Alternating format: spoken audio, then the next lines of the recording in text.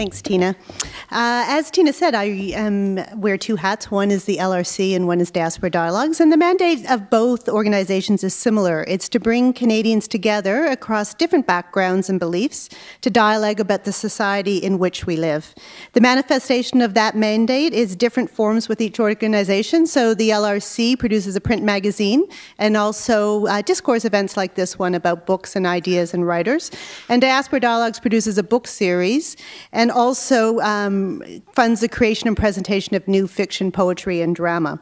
Last year, with the generous support of the Metcalf Foundation, the Diaspora Dialogues launched a new initiative called Deeper Dialogues, which was a series of ideas-based programming that looked at the intersection of social justice, sustainability, and culture, and imagined what a future city of Toronto would look like if we took those as the foundation upon which to build the city.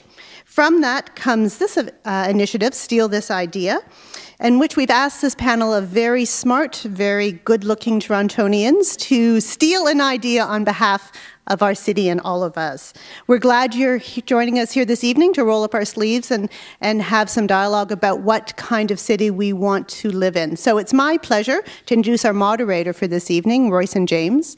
Royson is the Municipal Affairs columnist for the Toronto Star, Canada's largest daily newspaper. He's been a journalist for more than 30 years and has been with the Star since 1981. His job is to provide analysis and perspectives on all things Toronto, from the endless redevelopment of the waterfront to police community relations. When transit goes from being the better way to the bitter way, he's there to cajole. He provides perspective on the neighborhood battles and public policy development. He's led the Star's advocacy for a new deal for Canadian cities, arguing that senior governments dump programs and costs onto cities without providing the necessary funding to sustain them. He's traveled around the world to cities seeking an international perspective to local issues. Royson states his positions with passion and pulls no punches when he senses injustice or foot-dragging from civic and government officials. A fearless advocate for the underdog, he regularly goes to bat for the youth, for the poor and the less fortunate. We're delighted to have such a knowledgeable voice on urban affairs here tonight to moderate the panel, so please join me in welcoming him to the stage.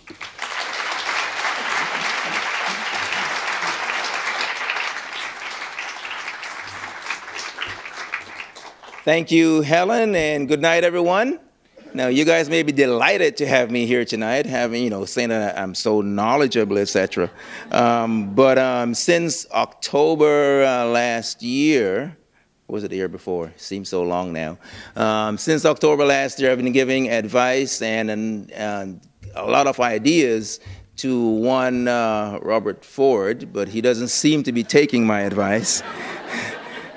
So maybe he should be here tonight to steal one of the ideas that he'll hear tonight. Last night I was in this very space. Let's see those who were here. Civic Action. Yes, right. Civic Action is just one of those wonderful organizations that got started with David P. Coe. And David P. Coe was one of those gentlemen who seemed to have an idea a day. 365 for the year. And he's inspired me a lot in my work at the Toronto Star. And I'm hoping that tonight you will be inspired by the three people who will come here to share their ideas. Now, usually we talk about patents and proprietary rights and copyright. We're going to suspend all that tonight. We're hoping that you will actually steal the ideas that you will hear from our presenters. I will first introduce Dr. Rick Smith, and I will introduce each one as they come up later. After each presenter, we will have someone come up who is, he has a professorial look to him, and we expect him to be measured and calm and be like an ambassador, but tonight he's going to take on a completely different role, and we look forward to Sheldon Levy as he assumes that role tonight. Our first presenter then is Dr. Rick Smith. He is the Canadian author and environmentalist. He's the Executive Director of Environmental Defense Canada and the co-author of Slow Death by Rubber Duck. What a title.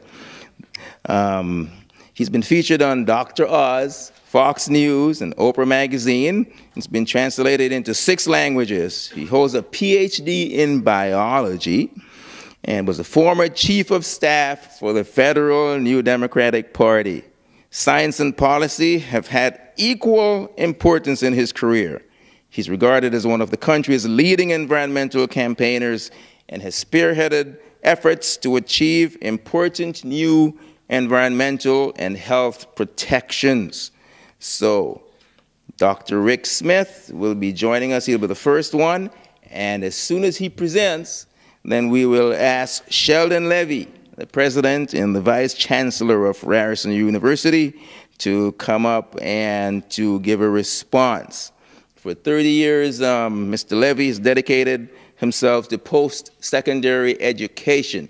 And I'm sure that you have noticed that his university, Ryerson, is slowly taking over the downtown.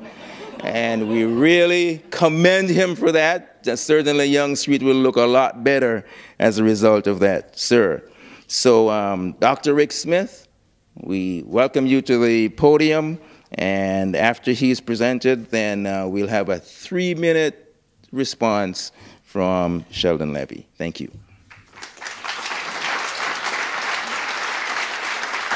Thank you.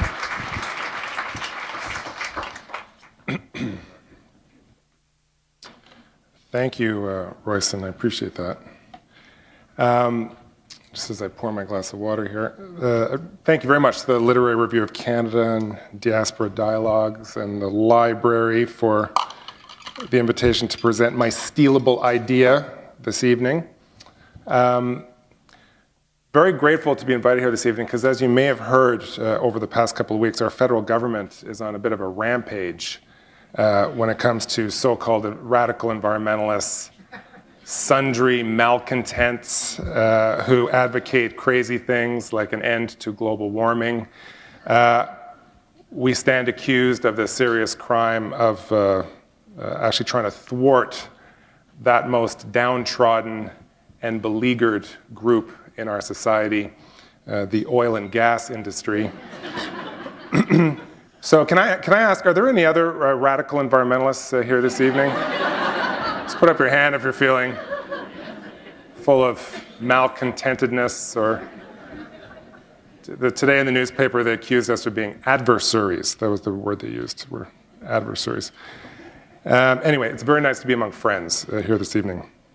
In addition to Royson's very kind words about me, I want to declare myself first and foremost as a proud resident of Leslieville. Are there any Leslievillians here in the audience? The few and the proud. So every day I watch the hoardings and the construction cranes go by as I travel in my 501 streetcar. And this is my vantage point on our great city. So I'm here this evening. My challenge this evening is to pitch you a big idea. And my idea is really big.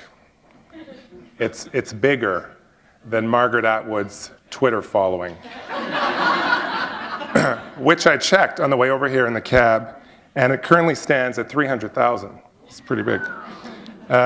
This idea is bigger than the hole under Eglinton that I understand from reading Royson's column this morning will likely not be built, and for this I'm thankful.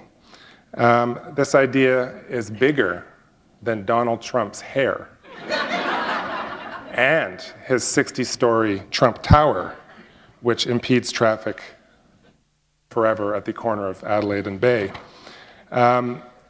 Listen, so I'm supposed to be the environmental guy tonight, so don't get me wrong. I love solar panels. By all means, let's reduce our waste so we don't drown in our own garbage.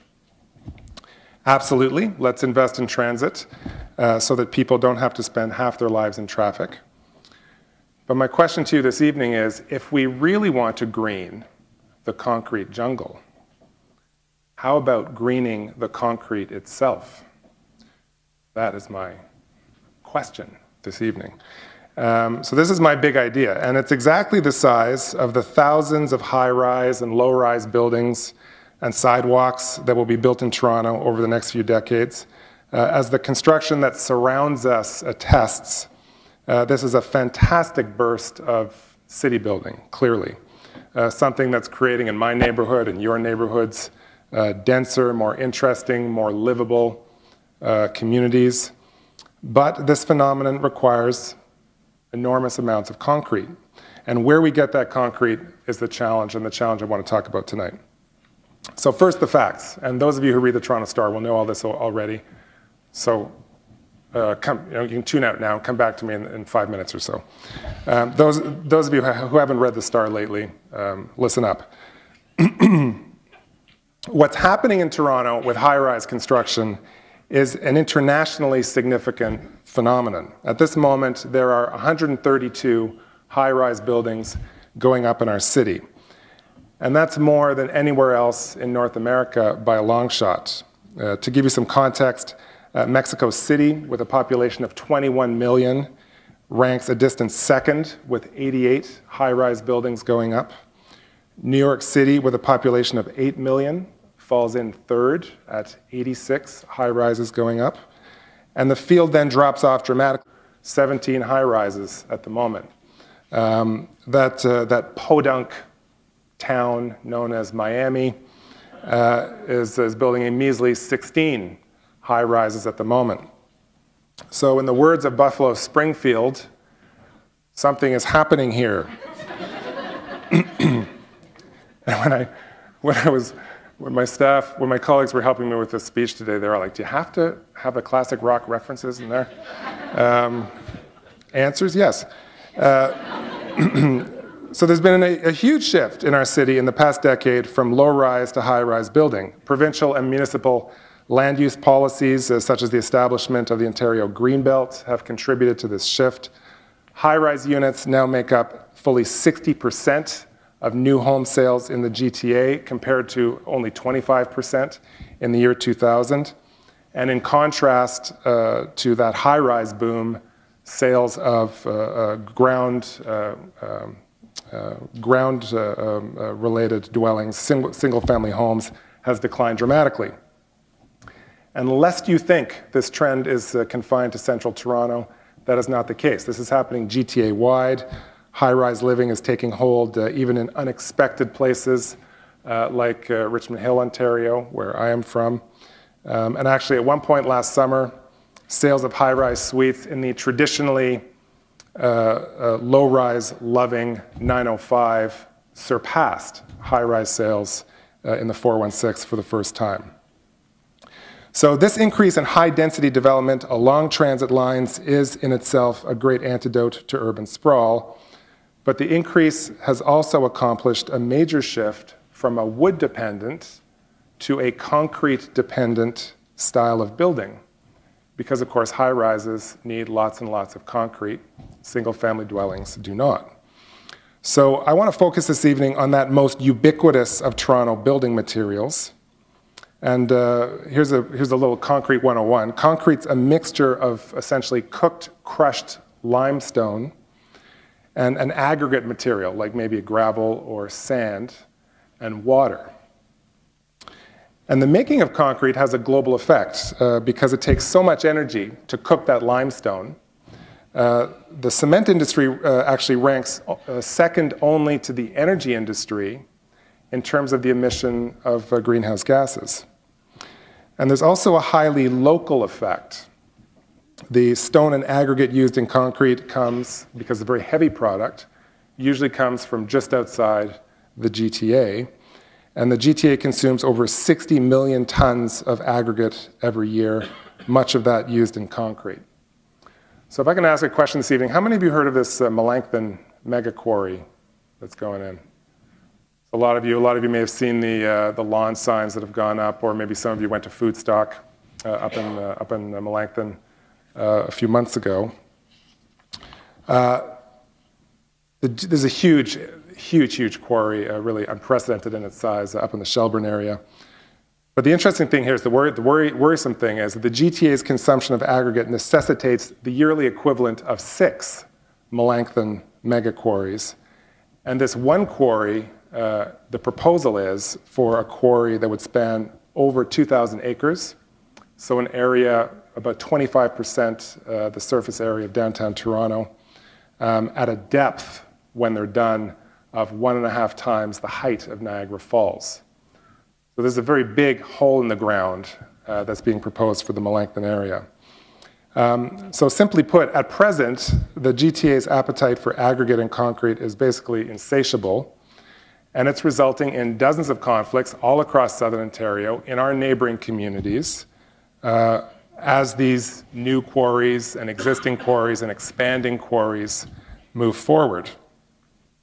And our neighboring communities are complaining about things like noise and congested streets when these huge trucks go rumbling through the streets because they got to get these gravel products to market, the blasting that shakes them out of bed in the morning, literally, the damaging impacts of these huge, deep quarries on their water and wildlife. And quite simply, it doesn't have to be this way.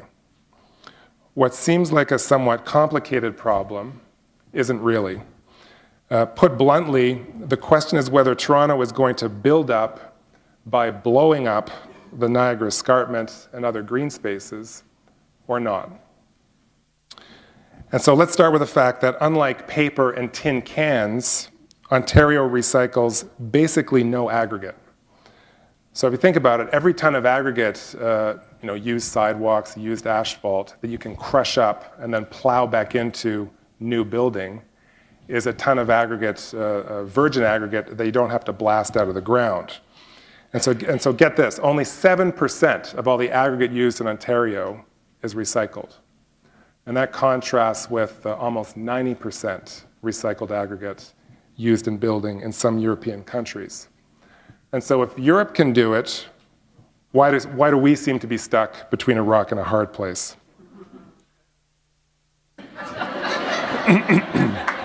Yeah. So other cities and other countries are doing better. In the UK, an organization known as BRE, BRE, is a world leader in the green certification of construction materials like aggregates. BRE has dramatically improved the aggregate industry's practices.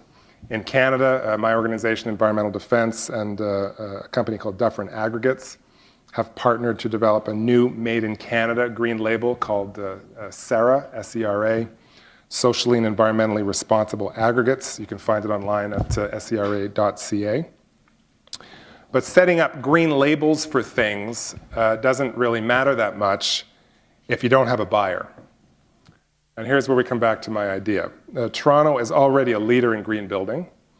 The city's green standard is a set of guidelines related to sustainable design, and many builders are now following it. They actually get a rebate on their development charges if they follow this thing. So how about if Toronto adds to this standard and requires the use of only green concrete in construction projects in the city? A properly constructed green concrete standard would have an immediate and a beneficial ripple effect all throughout southern Ontario. It would dramatically reduce greenhouse gas emissions, and by some estimates, by using more recycled product, by using some supplementary materials in concrete, you could reduce greenhouse gas emissions by about 60%. It would protect water resources by requiring new quarries to be more carefully located. You know, the impact on water from these quarries is unbelievable. I mean, the Melanchthon quarry alone, because you're digging a big fricking hole in the ground, right? Below the water table. And then it starts filling up with water. So you got to do something with all the water. The Melanchthon quarry alone would have to pump 600 million liters out of the hole every day, which is equivalent to the volume used in a day by nearly 3 million Ontarians. One quarry. A green standard could deal with that. And by steering new quarries away from important green spaces, it would better protect irreplaceable natural treasures like the Niagara Escarpment. So Toronto's appetite for concrete is currently a problem, but if we change our diet just a little bit, a solution is in sight. So to misquote Joni Mitchell, let's save paradise to put up a parking lot or a condo. please steal this idea. Thank you very much. Well, welcome. I've decided I've got the hardest job. Each speaker has spent time thinking of their notes, and I have to do it on the fly. And second, I've got this job of being the provocateur to a group that probably likes everything that was said. And therefore, when I leave, I'm going to be yelled and booed at. So I have to say that I am a role player, and I shall play that role. So thank you very much for that. One of the things that I would say always bothers me is when someone gives me very, very large numbers to scare me with no context of them, but they are intended to essentially get us worried. But what bothers me, or at least you didn't address, is right now we can agree that density is important, and I'm a big believer in density in our downtown area. But I'm also worried when the price of a condo right now is at least $700 a square foot if you're going to buy it. Condos are becoming 500 square feet. No families are living downtown. And we are now going to be faced with potentially what? Higher cost condos. So although I appreciate all of the comments made, I always think there are two sides and two worries. From my end, one of the biggest worries in Toronto right now is that families are finding it difficult to afford the downtown core, and we are not having the children in the downtown area. At $750, if not closer to $1,000 a square foot, you haven't told me what this is going to cost, and I don't want to pretend I'm like others that you have mentioned. But nonetheless, it seems to me it will cost a lot. And so you quoted the song that says, I forget the song, I wrote it down here, something is happening and will it continue? And so that's my part. You said something's happening down here. I think there is a lot that's happening down here. And I think a lot of improvement could be made down here by making housing more affordable. There's choices to be made. I'm not sure your choice is the right one if, in fact, what happens down here is only the rich can live downtown. So I'll leave it at that. Thank you.